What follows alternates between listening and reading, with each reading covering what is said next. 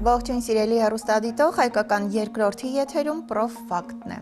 2026 թվականի հունիսի 7-ին կայանալիք Հայաստանի Հանրապետության ազգային ժողովի ընտրությունների նախընտրական քարոզարշավի շրջանակում այսօր հյուրընկալել ենք Լուսավոր Հայաստան կուսակցության նախագահ, կուսակցության նախընտրական ցուցակը գլխավորող Էդմոն Մարուքյանին։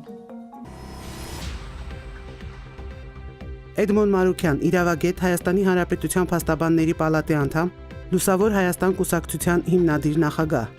Ավարտել է Հայաստանի Պետական կառավարման ակադեմիայի իրավագիտության մագիստրատուրան, Ամերիկայի Միացյալ Նահանգների Մինեսոտայի համալսարանի իրավաբանական դպրոցը, Հարվարդի բանակցությունների դասընթացը, մասնակցել մի շարք մասնագիտական դասընթացների տարբեր երկրներում։ 5-րդ գումարման Հայաստանի Հանրապետության ազգային ժողովի անկախ падգամավոր, Ելք կուսակցությունների դաշինքի վարչապետի թեկնածու, 6-րդ գումարման Հայաստանի Հանրապետության ազգային ժողովի ելք խմբակցության անդամ, 7-րդ գումարման Հայաստանի Հանրապետության ազգային ժողովի Լուսավոր Հայաստան խմբակցության ղեկավար, 2026 թվականի հունիսի 7-ին կայանալիք ընտրություններում գլխավորում է Լուսավոր Հայաստան կուսակցության նախընտրական ցուցակը։ Բարի երեկո, պարոն Մարուքյան, շնորհակալ եմ, որ ընդունեցիք մեր հրավերը։ Բարի երեկո, ես եմ շնորհակալ։ Պարոն Մարուքյան, այսօր նախընտրական քարոզարշավը մեկնարկում է, գիտեմ, որ շատ խիտ գրաֆիկ ունեք։ Ուզում եմ սկսել ամենասկզբից, դուք մի քանի գումարման ազգային ժողովի падգամավոր եք, բացի այդ ընտրությունների մասնակցելու մեծ փորձ ունեք։ Ըստ ձեզ, ինչով է տարբերվում այս ընտրությունը նախորդ բոլոր ընտրություններից։ Տեսեք, այս ընտրությունը տարբերվում է նրանով, որ այն ուղղակի սովորական ազգային ժողով ձևավորելու մասին չէ, այն ձևավորելու է մի ազգային ժողով, որը պետք է որոշի Հայաստանի Հանրապետության անկախության հռչակագիրը մնում է ուժի մեջ, թե չի մնում ուժի մեջ, այսինքն Հայաստանի ծննդյան վկայականը մենք պահպանում ենք, թե չենք պահպանում։ Այս ընտրությունով ձևավորվելու է ազգային ժողով, որը պետք է որոշի Հայաստանի Հանրապետությունը առանց կոնկրետ քարտեզի Ադրբեջանի կողմից ճանաչվելու պետք է արդյոք այդ փաստաթուղթը, որը կոչվում է խաղաղության եւ միջպետական հարաբերությունների մասին համաձայնագիր, վավերացնի։ Այս ընտրությունները նաեւ տարբերվում են նրանով, որ այս ընտրությունների արդյունքներով որոշվելու է Հայաստանի ստրատեգիական ճանապարհները, ռազմավարական ճանապարհները։ Արդյոք մնալու են Հայաստանի Հանրապետության վերահսկողության ներքո, թե մեր շատ հայրենակիցներ իրենց ծննդավայր կամ իրենց գյուղ, իրենց քաղաք գնալու համար ստիպված են լինելու օգտվել այլ ճանապարհներից, որոնք չեն լինելու այն ճանապարհները, որոնցով այսօր օգտվում են։ Տեսեք, ես չեմ ցանկանում ընտրողին տանել վախի կառավարման դաշտ, որտեղ այդ դաշտում գործում են իշխանությունները պատերազմով ահաբեկելով եւ խաղաղություն խոստանալով։ Բայց ուզում եմ ընտրողին տեղեկացնել, որ շատ կարեւոր ընտրություններ են, շատ կարեւոր իրադարձություններ են սպասվում այս ընտրությունների արդյունքներից հետո։ Եվ հետևաբար մնալ տանը, չգնալ ընտրական տեղամաս, չորոշել վերջին հաշվով ում պետք է տալ ձայնը, եւ այդ ձայնը տեղ չհասցնել 5 տարին մեկ կառավարման քաղաքացու իրավունքը չկիրառել, գիտեք, հետո որևէ կերպ որևէ արդարացում չի լինելու։ Դուք չեք կարող մեղադրել մեզ, մեկ այլ քաղաքական ուժերին, ինչու, որովհետեւ մեզանից հասնում էր մտնել process-ի մեջ, հանդես գալ ծրագրով, առաջարկով, մեր մանիֆեստով, մեր տեսլականով։ Այսինքն քաղաքական ուժերից հասանելիքը, քաղաքական ուժերի մի մասը փորձել է լավագույնս անել։ Հիմա գնդակը քաղաքացու դաշտում է։ Կարող ենք շատ քննադատել քաղաքական ուժերին, որ լավ պրոդուկտ ներկայացված չի, կամ մրցակցային չի, կամ էսա, կամ այնա։ Ես կարծում եմ, քանի որ մեր մասին պետք է խոսեմ, ես մեր տեղը կարող եմ պատասխան տալ, մենք լավ պրոդուկտ ենք ներկայացրել, որը ընտրողին կոչ է անում գործողության, որը ոչ թե ընտրողին քնեցնում է, որը ոչ թե ընտրողին պահում է թմբիրի մեջ, հա, այլ հանում է ընտրողին թմբիրից, այդ որոշակի հուսահատված, դեմոտիվացված վիճակից, եւ ասում է գործիր, գործ արա, պաշտպանիր ինքնությունդ։ Այո, պաշտպանիր ինքնությունդ, շատ հետաքրքիր կարգախոս ունեք դուք, Լուսավոր Հայաստան կուսակցությունը, շատ հետաքրքիր բան նշեցիք, դեմոտիվացված ընտրողին։ Ըստ էության մենք այս տարիների ընթացքում ընտրող ավելի շատ գործողություններ էր սպասում քաղաքական էլիտայից։ Գուցե սա է հիմքը, որ դեպի ընտրություններ գնում է հասարակությունը Կարելի ասել այդ ձեր ձևակերպմամբ հենց դեմոտիվացված։ Գիտեք, ես որ ասում եմ դեմոտիվացված, ավելի շատ դեմոտիվացիայի մեջ մեզ ներդրում ունի իշխանությունը։ Եթե մենք համեմատենք մեր իշխանությունը Ադրբեջանի իշխանության հետ, Ադրբեջանում ժողովրդին անդադար մոտիվացնում են ընդդեմ մեզ։ Մեր պատմությունը, մեր մշակույթը ձևախեղելով, ռևիզիայի ենթարկելով վերագրում են մի մասը իրենց, մի մասը ասում են սուտ է, եւ ասում են այս մեր հողերն են, այսինքն իրենց ժողովրդին մոտիվացնում են մեր հողերի, մեր տարածքների, մեր երկրի, մեր մշակույթի նկատմամբ ունենալ տարատեսակ պահանջներ։ Այդ պահանջները առաջին հայացքից ցանկացած հայ մարդու համար, պատմություն իմացող մարդու համար ծիծաղ առաջացնում, ասում են դե լավ, դե ոնց։ Բայց ժամանակի աշխատանքի ընթացքում այդ թեզերը սկսում են միսու արուն ստանալ եւ մի հատ անգլիացի, մի հատ ամերիկացի, մի հատ ֆրանսիացի սկսում են մտածել, բայց կարող է իրանք են ճիշտ։ Բայց կարող է իրանք են ճիշտ ասում։ Մեր դեպքում փոխանակ մեր իշխանությունը ժողովրդին մոտիվացնի, ոտքի կանգնեցնի այս մեծ պարտությունից հետո մեզ անդադար դեմոտիվացնում են։ Մենք վատն ենք, մենք ենք մեղավոր, մենք մեղավոր ենք, որ մեզ ցեղասպանել են, մենք մեղավոր ենք, որ մեզ էթնիկ զտման է ենթարկել, մենք մեղավոր ենք, մենք տրվել ենք ինչ-որ գերտերությունների շահերի, մենք անգրագետ ենք, մենք պետքա կրթվենք, մենք աղքատ ենք մեր ուղեղներում այդ աղքատությունը, չգիտեմ, մենք ինչքան վատ բան կա, անդադար մեր ժողովրդին ասվում է ամենագլխավոր ամբիոններից եւ դրանով ժողովրդին դեմոտիվացվում, մենք վատ կրվող ենք, մենք դավաճաններ ենք, մենք փախել ենք, մենք թողել ենք, մենք լքել ենք, մենք դասալիք ենք։ Դուք չեք տեսնի Ալիևի որևէ ելույթ, որ ինքը ասի մենք դասալիք ենք։ Ոչ թե այս պատերազմի մասով, որովհետեւ հաղթել են, այդ գոնե անգամ այն ժամանակների, որ պարտվել են։ Կամ ցանկացած բան, որ ամբիցիա մենք պետք է առաջ մղենք, հայտնվում են մարդիկ, որոնց ես կոչում եմ իբր ռացիոնալները, կեղծ ռացիոնալներ, ասենց են, բայց դա իրատեսական է։ Այսինքն Ալիևը այնտեղ խոսում է օրինակ Սևանին տիրանալու մասին։ Սևանալը չի, չէ՞։ Ինչ որ ճանապարհների Հայաստանում տիրանալու մասին։ Ինչ որ փաստեր, ինչ որ օրինակներ ա բերում, ինչ որ փորձում է հիմնավորել ինչ որ փաստերով, կապ չունի ոնց։ Ոչ ոք այդ երկրում որ չի կանգնում ասես, բայց Ալիև ամոթ չի, այս Ալիևն ինչ է խոսում։ Ոչ ռացիոնալ, անիրատեսական բաներ է այս մարդը ասում։ Նույնիսկ հայելային, չէ՞, շրջվում է մեր պատմությունը։ Ծափ են տալիս, ողջունում են, լավ է, շարունակիր, տես պահի, գաստուր, գնա առաջ։ Հայաստանում ասում ենք, օրինակ, քանի որ չկա Արցախը, մենք չունենք որևէ պարտավորություն, որևէ երկրի տալու արտոնություններով ճանապարհ։ Որը ըստ էության Միջանցքի մասին է խոսքը գնում, հա։ Բայց մենք իրատեսական չի չտալը, պետք է տանք։ Օրինակ դուք ոնց կտայիք։ Ու սկսում են քննարկել տալու ձևը, ասենք կարող սենց տանք, կարող սենց տանք, ասում Ժորժ ջան, չունենք պարտավորություն, որևէ բան, որևէ մեկին տալու։ Ապա շրջափակում քննարկենք, թող բացվի ճանապարհները։ Մենք ենք փակել ճանապարհները, չէ՞։ Մենք չենք չէ փակել։ Դե բացեք, բացվի։ Այսինքն անդադար մեզ տարել են մի դաշտ էս դեմոտիվացիայի համատեքստում, որ մենք փնտրտուքի մեջ ենք, թե ոնց հանձնվենք։ Ոչ թե ոնց պահենք եղած, այլ ոնց հանձնվենք, ոնց զիջենք, ոնց բանանենք, մենք մեզ ավելի թեր կարող ներկայացնենք։ Մենք մեր ընտրություններին մասնակցելով նաև այս իմաստով մեր ժողովրդին ոչ միայն մոտիվացնում ենք, որ գնա ընտրական տեղամաս, որովհետև դա մի հատ 30 վայրկյանանոց գործողություն է։ Քվեարկությունը տևում է 30 վայրկյան։ Այլ ընդհանրապես բացի շատ բան փոխել, այլ նաև մոտիվացվել որպես քաղաքացի, մոտիվացվել որպես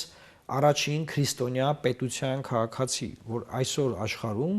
բոլոր երկրները փնտրում են մշակութային հենք հիմնավորելու թե իրանք ինչի են այդպեսին։ Օրինակ ինչի մեր սահմանները այսքան է, ինչի մենք կանք, առաջին հիմնավորում են ինչի են իրանք պետություն, գնում են պատմություն, մշակույթ, ինքնություն, հա։ Երկրորդ սկսում են հիմնավորել դրանով իրանք սահմանները։ Հայաստանում արվում է դրան հակառակը։ Դրա համար է, որ մենք մեր ամբողջ քարոզարշավը ուղղել ենք այս խնդրին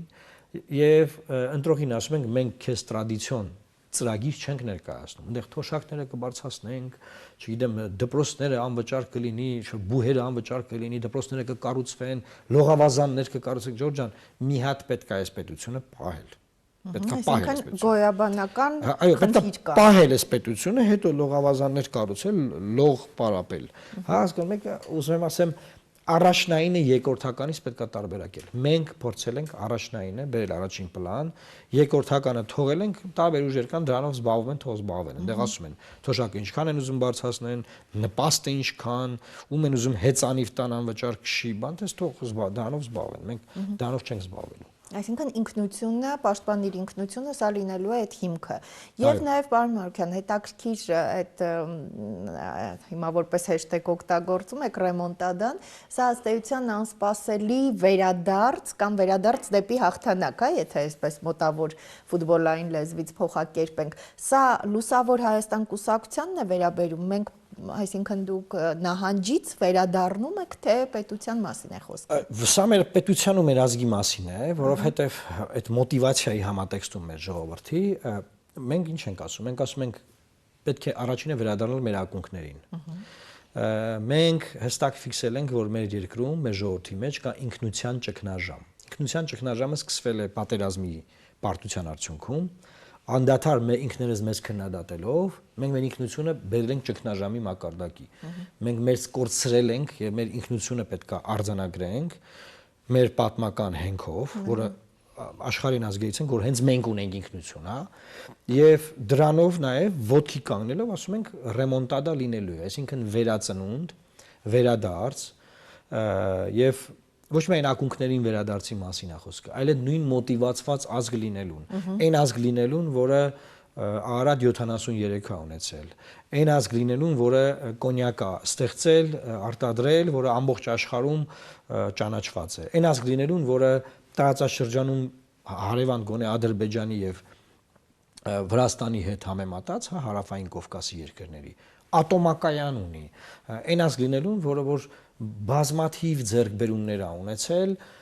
տիեզերքն ուսումնասիրելուց մինչև տնտեսության տարբեր ճյուղեր եւ այս մեր մեծ վերադարձը նրա մասին է, որ ոչ թե մենք պետք է անդադար քննարկենք հետ գնալու մասին, այլ առաջ շարժվելու մասին։ Հաղթական հայկականության մեծ վերադարձ։ Այո, նաեւ մենք օգտագործում ենք մեր տեքստերում Էդմունդ Բրոկի մի հատ թեզ, որ ինքը ասում է համերաշխություն ոչ միայն անցյալում մահացածների, այլ ներկայում ապրողների եւ ապագա սերունդների նկատմամբ։ Սա ինչ է նշանակում։ Սա պատասխանատվություն է, առաջինը, չուրանալ անցյալը։ Ցեղասպանություն ենք ունեցել, Ղարաբաղյան շարժում ենք ունեցել, հերոսներ ունենք, զոհեր ունենք, հազարավոր, չէ, մարդիկ իրենց կյանքը տվել են եւ չմոռանալ, չուրանալ այս մարդկանց արած, այս մարդկանց գործ։ Այսօր ինչ է արվում։ Ռևիզիայի ենթարկում այդ արած գործը։ KGB-ն շիդեմ բան թոգա մեր վզից բայց անիմաստ խոսակցությունները, որը նվաստացնում է անցյալում ապրողներին։ Այսինքն ֆիքսել, արձանագրել այդ պատիվը, այդ հարգանքը, այդ արածը գնահատել, գալ ներկայում գնահատել այնինչ ունենք, դա համար մենք նյութականացնում ենք, էլի ատոմակայան։ Այսինքն միանգամից նյութականացնում ենք։ Նայեք մենք ատոմակայան ենք։ Այսինքն սա չի փակվում։ Չէ, կոնկրետ, մենք հենց հիմա ունենք ատոմակայան, որ մենք փակենք։ Բլոկերի, ես չգիտեմ, նոր բաներին չենք անցնում։ Ամեն ինչ անում են որ փակեն, բայց այն չի փակվելու, մենք թույլ չենք տալու։ Եվ գնալ անցյալ, այսինքն ապագա։ Ինչի մասին ապագան։ Լավ, ինչ ժառանգություն ենք մենք թողնում մեր սերունդներին։ Մենք գիտենք մեր պապերը մեզ ինչ ժառանգություն են թողել։ Մենք տեսնում ենք մեր ներկան ինչպիսին է, ինչ ունենք, ինչ վտանգներով ենք կանգնած։ Ես եթերի սկզբում ասացի, եկող պարլամենտը ինչով է զբաղվելու։ Դա համար ամեն ընտրող պետք է մտածի, ընտրելուց ինչ падգամավորը հասցնում տեղ։ Այդ падգամավորը ինչ կրթություն ունի, ինչ գիտելիք ունի, ինչերի միջով է անցել, արկածախնդիր է, կշռադատվածակրթություն ունի, չունի, հասկանում է, ուրա գնում, ամեն ինչը կապ ունի։ Լեզու գիտի, չգիտի, եւ այդ պարլամենտը զբաղվելու է այդ մարտահրավերներով։ Եվ հետեւաբար այդ մարտահրավերները մենք հաղթահարելու ենք եւ սերունդներին ժառանգելու ենք պետություն ավելի ուժեղ քան այսօր, հա, թե մարտահրավերների տակ ենք մնալու եւ չգիտեմ ինչ ենք լինելու, չեմ ուզում էլի վախի դաշտ տանեմ։ Ես լավատես եմ, ես կարծում եմ, որ մարտահրավերները հաղթահարելու ենք եւ սերունդներին ժառանգելու ենք ավելի լավ երկիր, եվրոպական մոդելի ազգային պետություն, որը հայերի պետությունն է։ Այստեղ առանձին յուրաքանչյուր անհատի, հա մենք կարծես այսպես միշտ ուժերին ենք միայն ապավինում որոշակի քաղաքական մեզ մոտ այնպեսի տպավորություն է, որ падգամավորը ինքը իր քաղաքական ելույթի պատասխանատվությունը անձամբ կարծես չի կրում։ Հարմարվողականությունը համարում եք արդյոք հիմա մեզ մոտ խնդիր եւ падգամավորի այդ քաղաքական պատասխանատվությունը, անձի քաղաքական անձի պատասխանատվությունը, որովհետեւ մենք այսօր այնպիսի իրավիճակում ենք, նույնիսկ մանկապղծության դեմը, մանկապղծության դեպքը այդպես բացահայտ հերքողներն են քիչ։ Ես ուզում եմ եվրոպական օրինակով բերեմ, տեսեք, մեզ խափում են անդադար, որ մենք ձեզ տանում ենք Եվրոպա։ Լուսավոր Հայաստանի ուղերձում կա այս տեքստը, որ մենք ասում ենք, մենք ձեզ չենք խաբելու, թե ձեզ տանում ենք Եվրոպա։ Մենք ձեզ անկեղծ ասում ենք, որ դա հնարավոր չէ։ Մենք ձեզ ասում ենք Եվրոպան բերելու ենք Հայաստան։ Հիմա այս բացատրեմ ինչ նկատի ունենք։ Երբ որ Եվրոպան դու բերում ես Հայաստան, եվրոպական չափանիշներ ես ներդնում, եւ քո քնչական ծառայությունը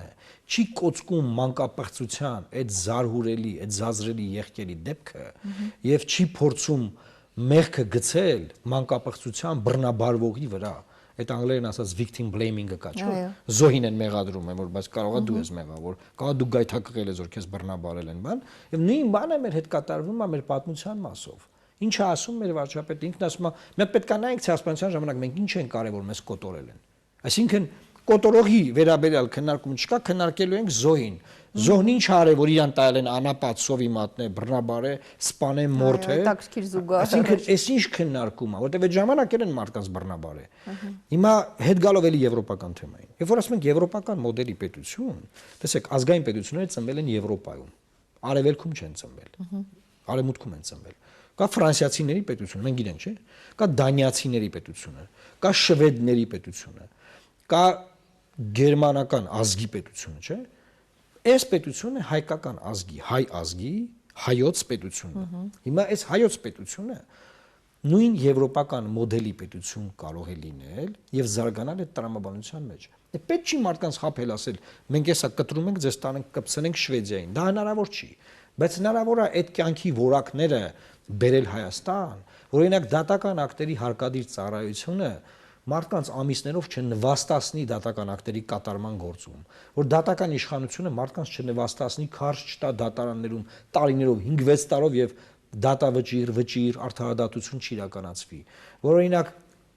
որևէ պետական ինստիտուտ ինքն իր հեղինակությունն այնքան չգցի, որ մարդիկ բանան են կամ մոռանան դրա մասին, օրինակ մեր նախագահի ինստիտուտը։ Մեր նախագահին ես ամաչում եմ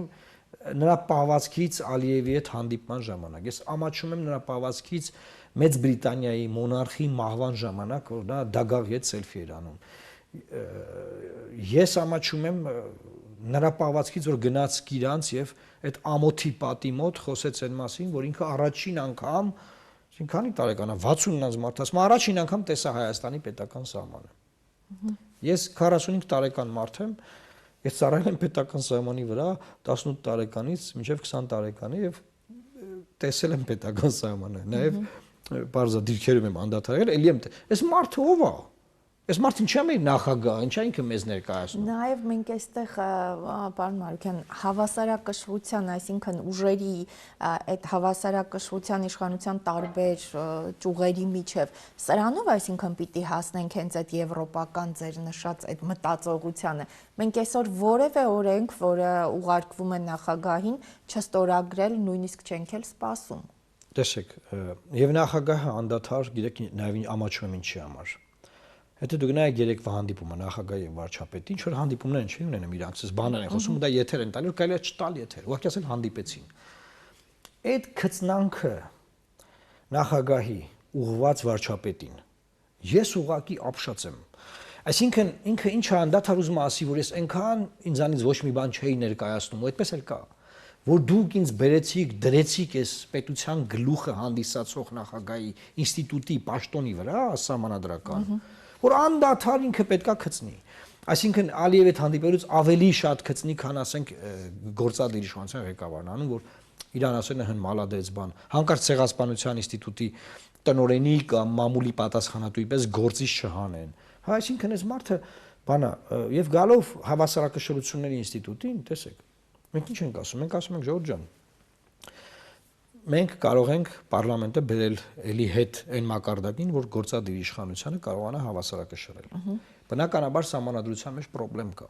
Այդ սահմանադրության մեջ ամենաշատը սահմանադրության դեմ ամենաշատը մենք ենք կռիվ տվել։ Այդ սուպերվարչապետական համակարգը կհիշեք իմ պարլամենտի որ կոստյումս հանում եմ եւ ցույց եմ տալիս, որ այս կոստյումից մի հատ կոճակ եք ուզում փոխեք, իբր բան եք անում։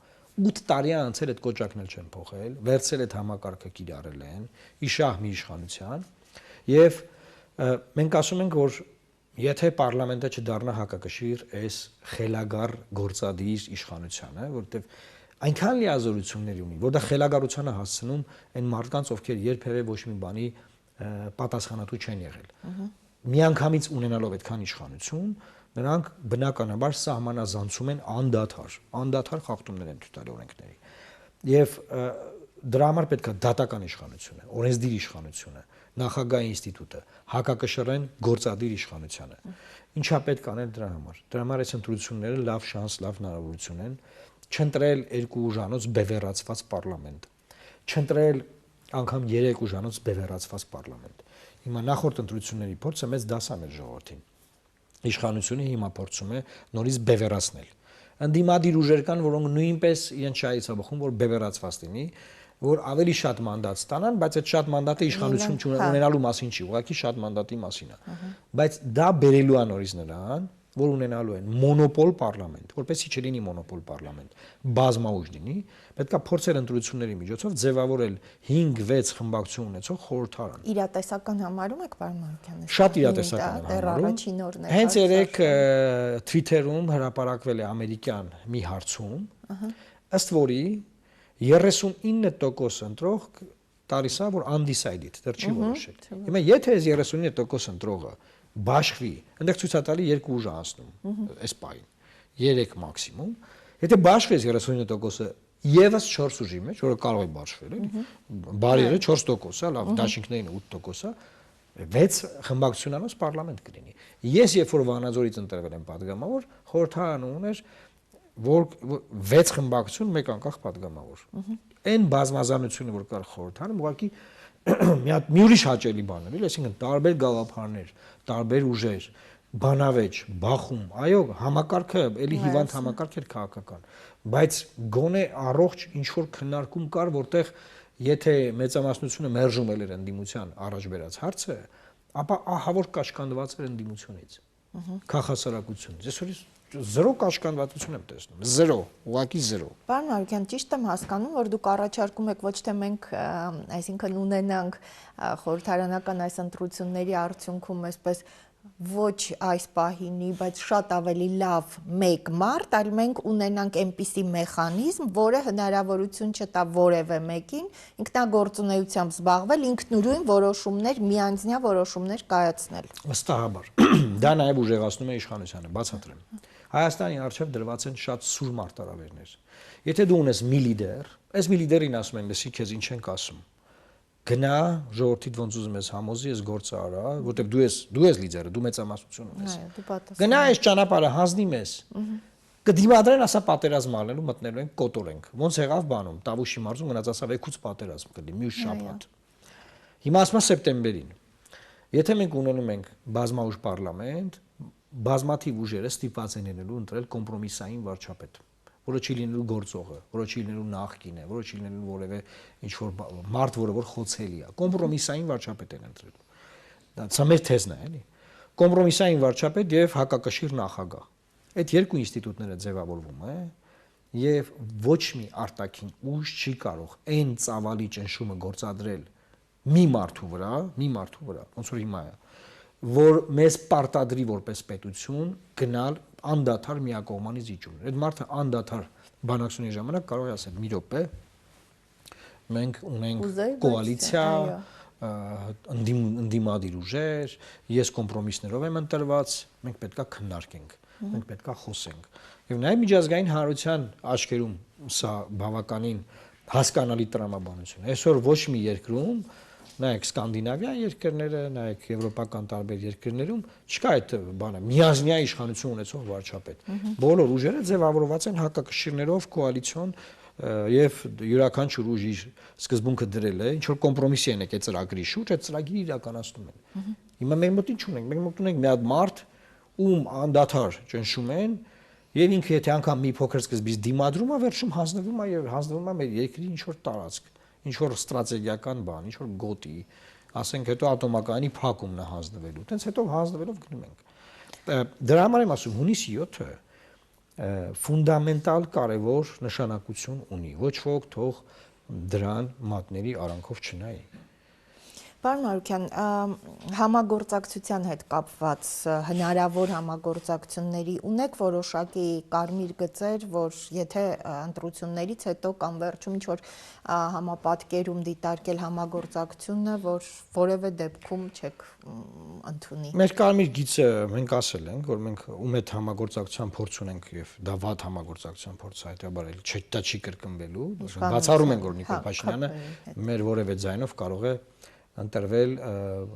վարչապետ եւ երբեւե չի եղել, որ մենք ընդդիմադիր ձայն տանենք, իշխանության տանք, երբեւե մենք նման փորձ չունենք, մենք ընդդիմադիր ձայն ենք տարել ենք, ընդդիմադիր իշխանական ձայն չենք տարել երբեք։ Եվ նաև մենք գտնում ենք, որ Հայաստանը ետ չպետք է գնա։ Ինչ է սա նշանակում։ Այսինքն, որպեսզի ունենանք կոմպրոմիսային ղեկավար, կոմպրոմիսային գործադիր իշխանության ղեկավար, մենք պետք է այդ ուժերը, որոնք որ կանցնեն, որ հիմա բացարձակապես հայտնի չի, թե ինչ ուժերի մասին է խոսքը գնում,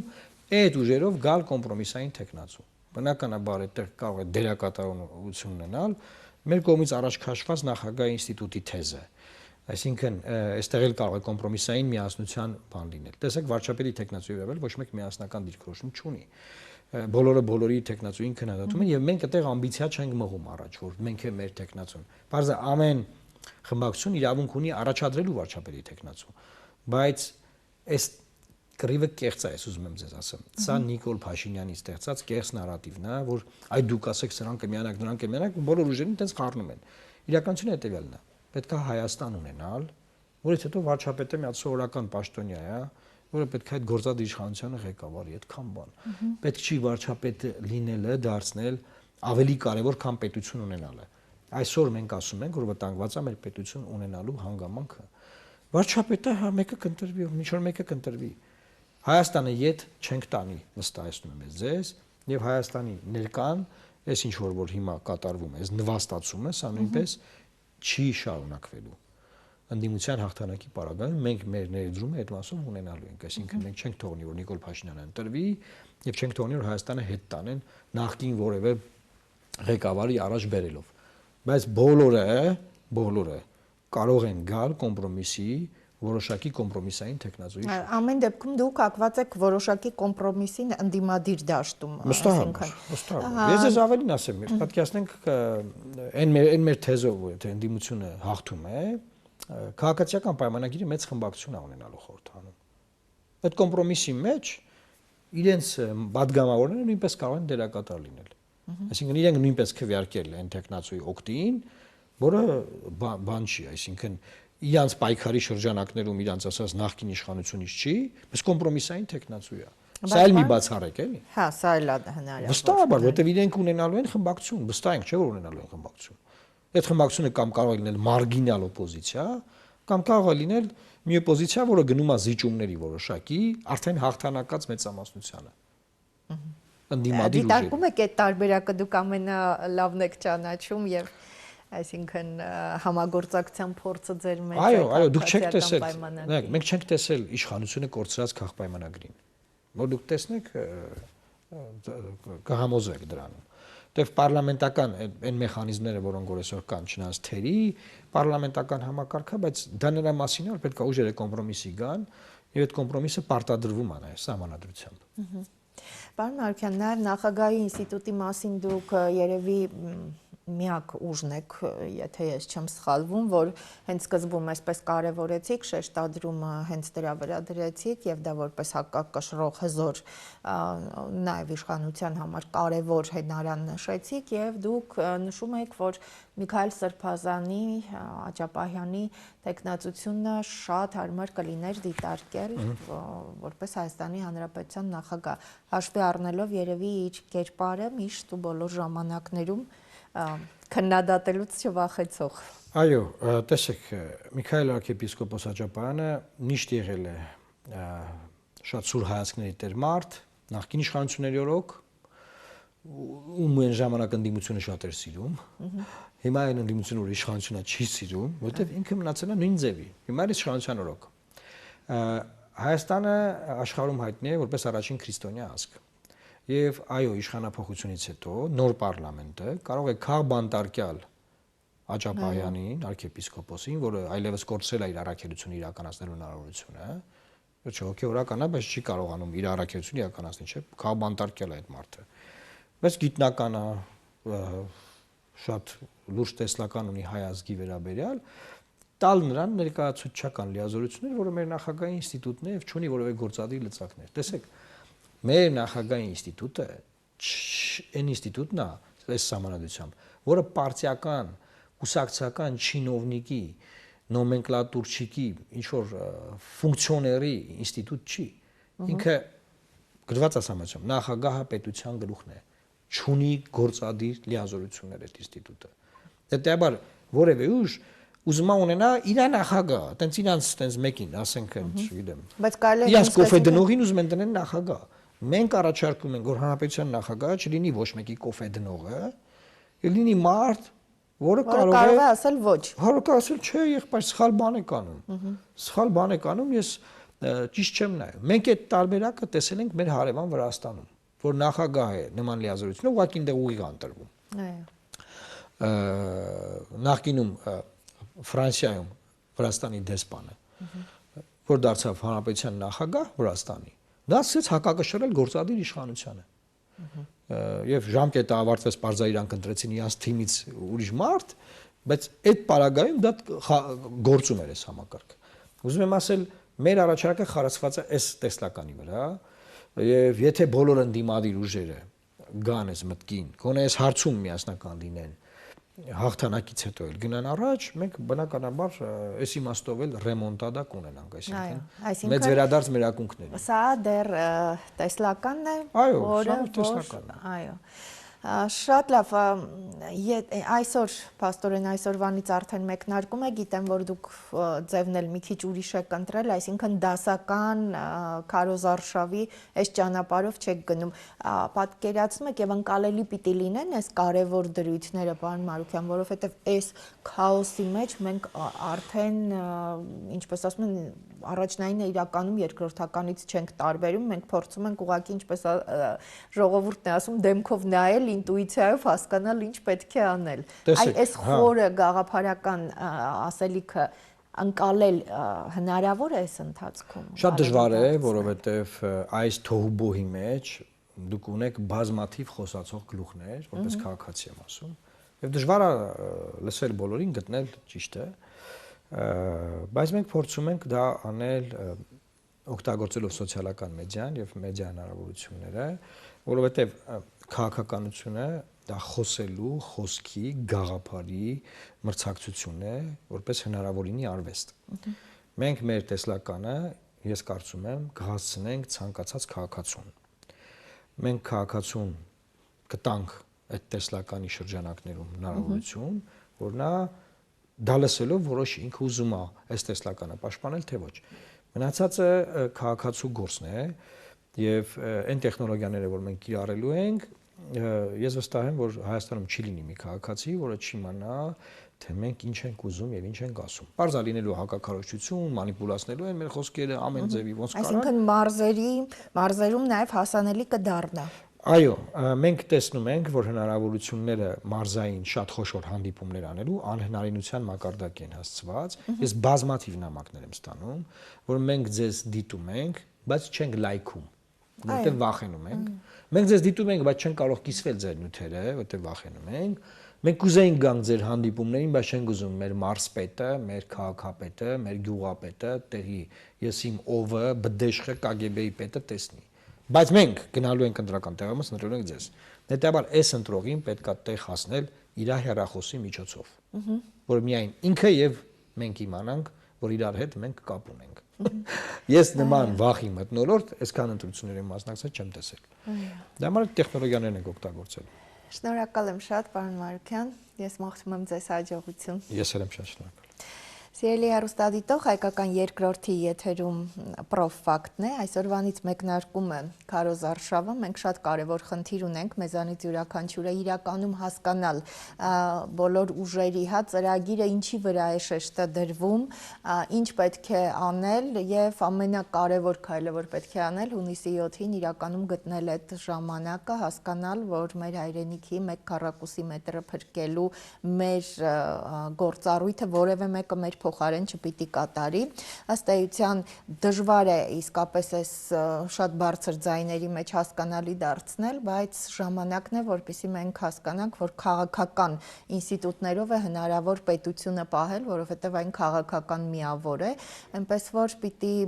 լինեն մեխանիզմներ, որոնք հնարավորություն չեն տա մարդուն իր հոգեբանական խնդիրների հետևանքով կամ արդյունքում սխալ որոշումներ կայացնել։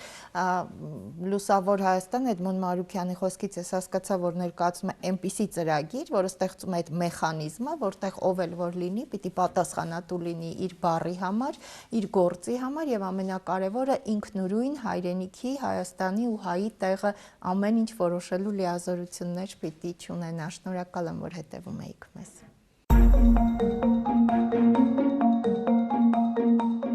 Մեր առաջարկը ձևավորել կոմպրոմիսային իշխանություն անխոցելի կարող է դարձնել Հայաստանը նաև արտաքին ճակատում։